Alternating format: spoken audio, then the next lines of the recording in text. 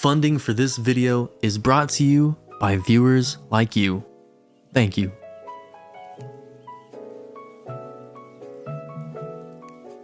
As we ease our way into 2024, a lot of people have decided to get into D&D and tabletop gaming. The first hurdle that many of these players face is figuring out what they do and don't actually need to get started though. What books do you need to buy? How many dice do you need to start out? Should we be eating our dice every session, or just when they roll badly? Well, if you're one of these players, then you have nothing to worry about, because I'm going to lay it all out for you in one concise video. Hello everyone, I'm Bill from AltRoll, and today I'm going to explain everything that you're going to need to play Dungeons & Dragons 5th edition in 2024. Starting off, the first thing you'll need, no matter how you play D&D, is free time. I know, this may seem like a silly thing to mention, but making time for D&D is actually surprisingly difficult.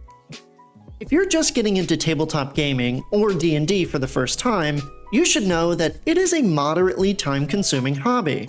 Compared to reading, writing, or video games, D&D is a social activity that requires a group to play together, which means your sessions will need to be scheduled.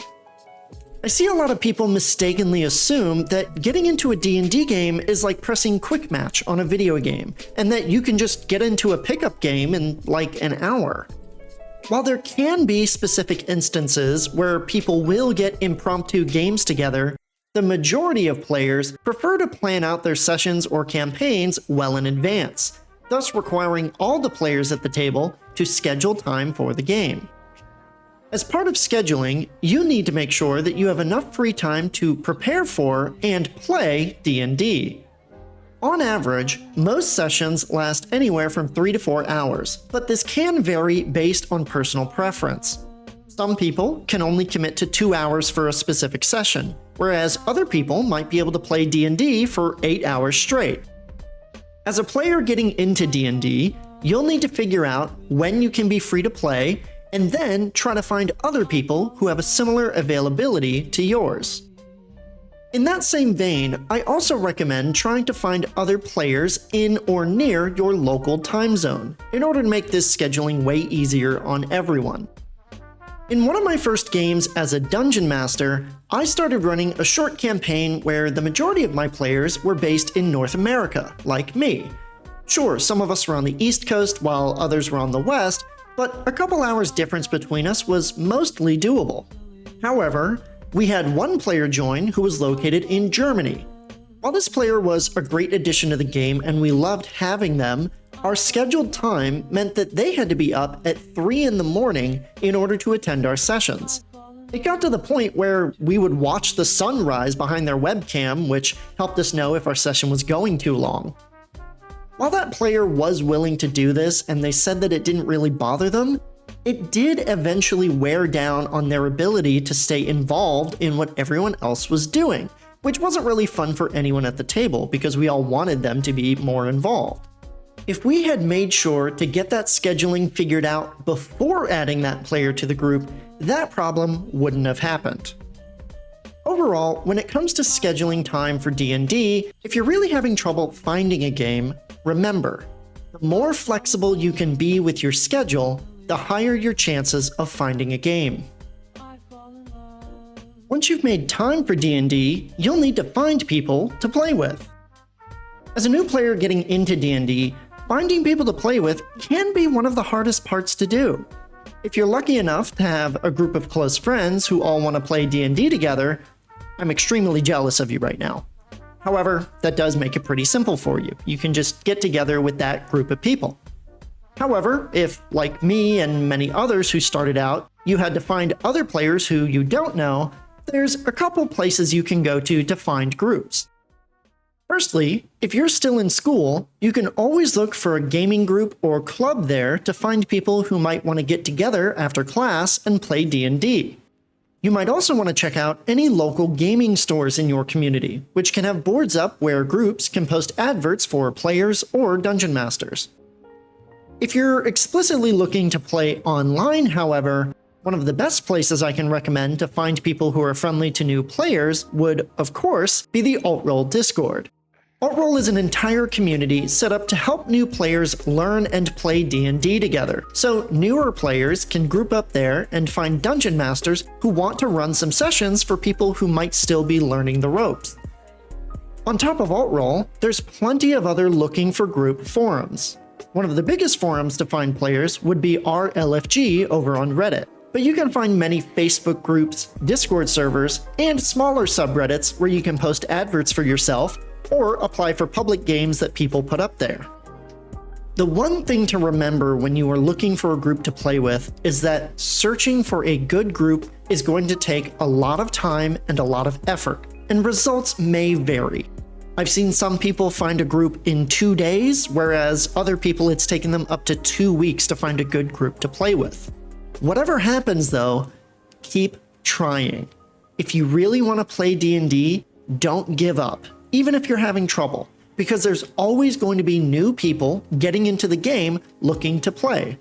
Whether it's on the Alt-Roll Discord or a different Discord server or another forum entirely, if you keep trying and keep putting in the effort, you will eventually find a group to play with.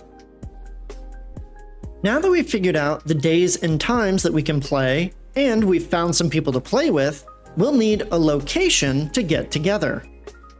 The location where your group plays together is going to depend on whether you're playing D&D in person or online. When playing in person, you'll need to find a place that's accessible for everyone in the group to be physically present. Generally speaking, this would either be at someone's house or apartment, but there are also game stores with dedicated tables for people to come in and play various games like D&D or Magic the Gathering. Regardless of where you are physically, the biggest thing you'll need is just a table big enough to seat everyone in the group. I mean, it's called tabletop gaming, it's kind of in the name. Make sure that whatever location you choose can accommodate your group for the duration of your game, plus or minus some extra time for breaks, side conversation, or just general hanging out.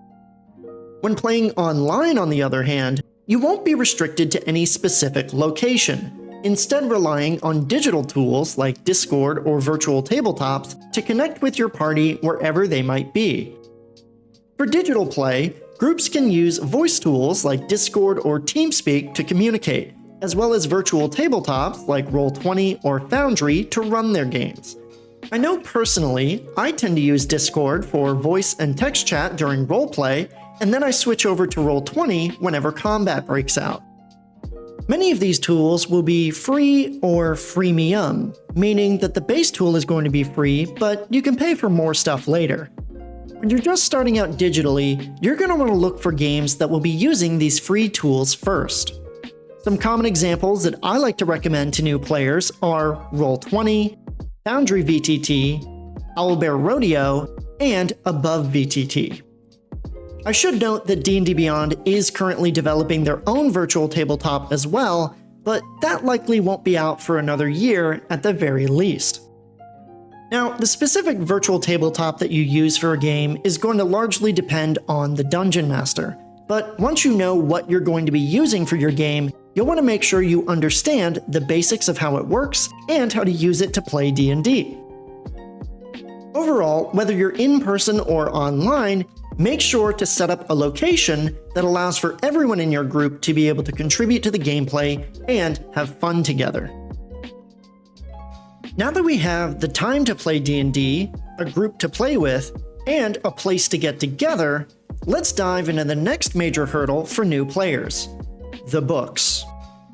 To play D&D, you will need to understand the rules and mechanics of how to play, which are contained in the source books. But as a new player, which books should you really focus on getting? Well, as a brand new player to D&D, you should get started with the Basic Rulebook. The basic rules are free to access online and contain the rules to play and run the game, limited character options, and some basic monsters for dungeon masters to use in combat. On top of being free, the basic rules are great for figuring out if you even like tabletop gaming or D&D in general. You can read through those, see if you like what's going on, and then choose to invest more in the hobby if you want to. If you find that you do like D&D and you want to get into it more seriously, you'll eventually need to get the core source books, the Player's Handbook, the Dungeon Master's Guide, and the Monster Manual. Every player will need to purchase the Player's Handbook, which gives you more rules and character options that will expand your gameplay choices beyond the basic rules. This is the one book that I consider mandatory for all D&D players to own a copy of. On top of the PHB, the Dungeon Master's Guide lays out all the information a DM could need on how to build and run D&D games for groups of players. If you're interested in running games as a Dungeon Master, this book is also going to be mandatory for you. But if you're just interested in being a player, you don't really need to own this book to understand the base game. Lastly, the Monster Manual contains the stat blocks and lore for hundreds of monsters that you can use against your players in combat encounters, greatly increasing the types of things you can throw at your players. DMs who get the Dungeon Master's Guide will also want to get the Monster Manual, using the stat blocks and lore inside of this book to inspire new adventures or create fun twists in existing ones. These 3 source books will be enough for any D&D player, and if you have no interest in DMing, you can just get the Player's Handbook and you'll be perfectly fine. However, if you've been playing D&D for a while and you find yourself bored with the options provided in the core source books, there are supplementary books that can add more to the game. While optional, a lot of people generally enjoy what these 3 books can provide. Xanathar's Guide to Everything gives more subclass options, spells, and DM tools on various rules, traps, downtime, and magic items.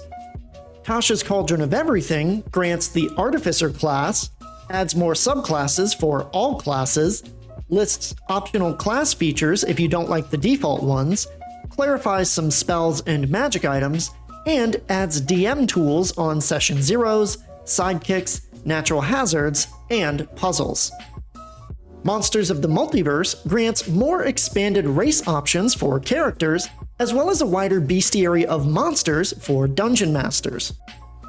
There are many other source books out there that will provide even more options, like the Sword Coast Adventurer's Guide, Mythic Odysseys of Theros, Fizban's Treasury of Dragons, and much, much more.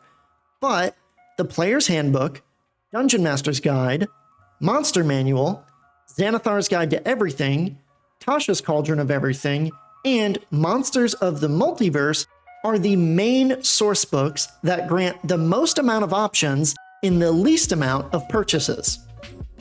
Now, looking at all of that, the inevitable next question is, what's this going to cost me? If you were to buy all the source books I just listed when they're not on sale, it would be a hefty cost of around $180 US. Each of these books regularly retails at $29.99, and while you can find them on sale or in bundles fairly frequently, you might not want to wait for a sale to start getting into D&D. So for those of you who don't have almost $200 of spare cash lying around, what should you do? Well, first of all, the Alt-Rule Discord server will teach you all the basic rules and mechanics of the game for free. We will happily teach you everything that you need to know, helping you get started with playing before making a big monetary investment. On top of that, people can always share their source books with other members of the group as needed. If you're getting a group together, especially an in-person group, you all can get by with only having one copy of the source books for everyone involved. I've even seen groups pitch in together to buy source books for the group that they all need or want as they come out. Now, I will note here that you should not assume that other people will be okay with this by default. Make sure to confirm with other people in your group that it's okay for you to borrow their source books, and if you plan on playing with them for a long time, you should try to get your own set of books eventually. Finally, you can always try to purchase a digital bundle or wait for a sale on D&DBeyond. From what I've seen on the marketplace, the bundles tend to include books that people might not need or want, but they do offer a fairly good value.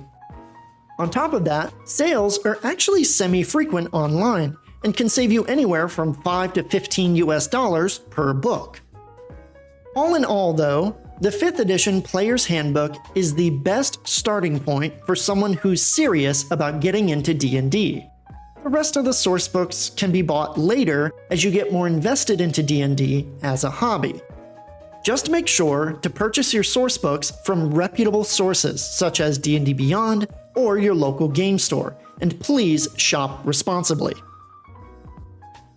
While on the topic of source books, those of you keeping up with the news may know that Wizards of the Coast are scheduled to release their newest version of D&D, OneD&D, sometime later this year. As with any new release, there's the inevitable question, should you wait for OneD&D to release before buying all of these existing books? First up, if you really want to start playing D&D, and you don't want to wait several months for OneD&D to release, then don't wait. Just start investing now. OneD&D's release is promised to be backwards compatible with the 5th edition rulebooks, so you don't have to worry about all this new stuff that you're buying immediately becoming obsolete. You're gonna be able to get some longevity out of it. However, if you're able to share source books with someone, or if you're content with just using the basic rules as you continue to learn, then it might be worth waiting for OneD&D to release. Now, that might is doing a lot of work there, because while the Unearthed Arcana playtest material has been released for OneD&D, no one really knows what the end product is going to look like. I cannot tell you with any degree of certainty whether or not everyone is going to immediately start playing OneD&D, or if the community is going to stick with the older 5th edition rules. If I could, Wizards of the Coast would hire me on the spot. What I can say is that Alt-Roll plans on getting the OneD&D books when they release, and we're going to try to review them in full to let people know whether or not they're a good investment for new players. Ultimately though, it's your money, and you should spend it however you see fit. But you shouldn't delay getting into D&D if you want to play. Take the plunge and see how you like it. Alright, so those are going to be the big 4 things that you really need to get into D&D in 2024. I don't want this video to go on too long, so let's finish up by going through any and all supplementary materials that you may or may not need for your games. First up, if you're going to play in a game of D&D, you're going to need a character sheet. Character sheets allow you to track all the necessary information for your character during gameplay, and you'll need to bring it with you to every session. Physical character sheets can be printed off from Wizards of the Coast's website.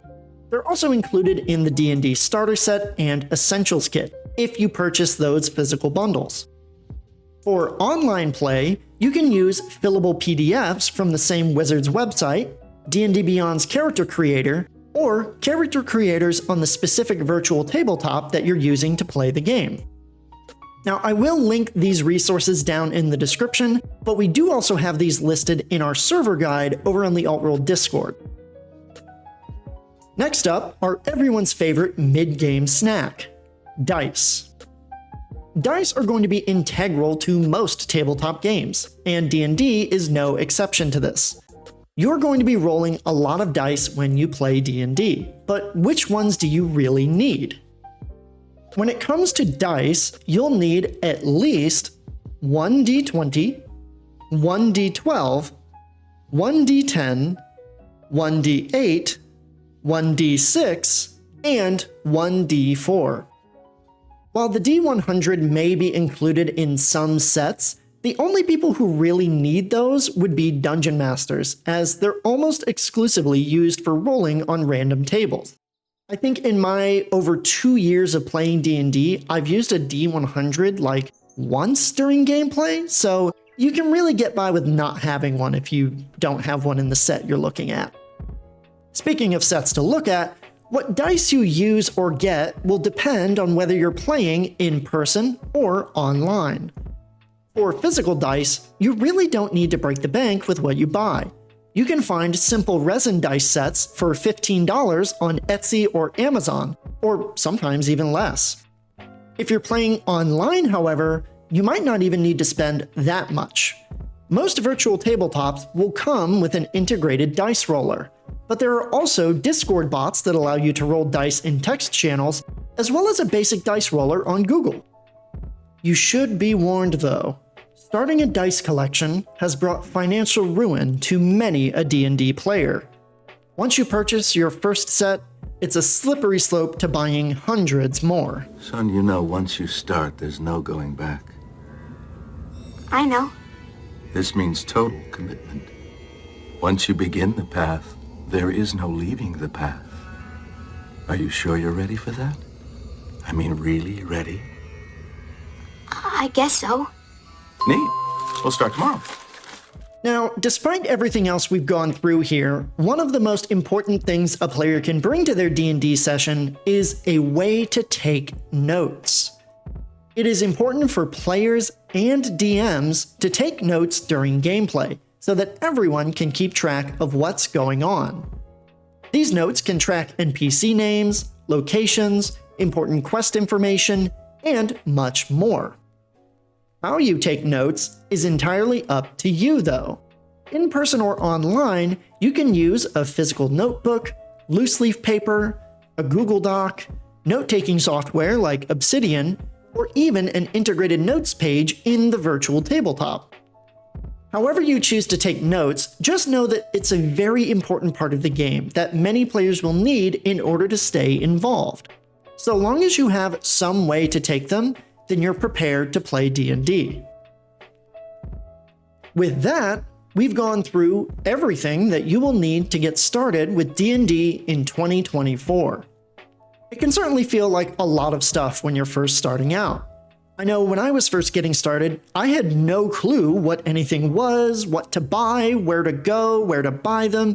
I had no idea what I was doing. So hopefully this video can help you find the things that you need to focus on if you want to get started with this amazing hobby. Now, if you have any further questions, comments, or suggestions for other resources, you can make sure to put those down in the comment section, or you can discuss them over on the Altroll Discord using the link in the description. While on the server, you can pop into our courses that teach the basics of D&D, and if you like what we do, supporting us on our Ko-fi goes a long way in helping us keep Altroll going. However, that's all I had for you today. Thank you all for watching, make sure to have a great rest of your day, and I'll see all of you next time.